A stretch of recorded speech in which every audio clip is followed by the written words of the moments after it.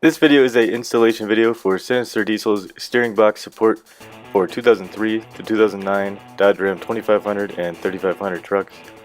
In the box you will have all the necessary hardware for the installation, the steering support itself, a Sinister Diesel sticker, and instructions.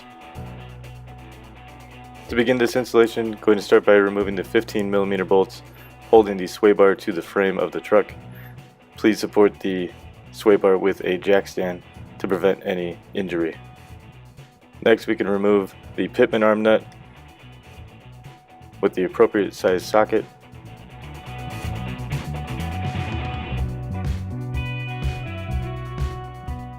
Then the factory pitman arm nut can be replaced with the Sinister Diesel modified nut and lock washer.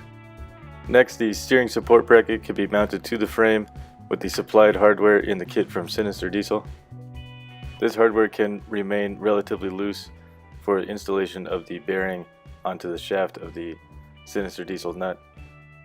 Use the supplied hardware to fully tighten the bearing onto the shaft of the supplied Sinister Diesel pitman arm nut.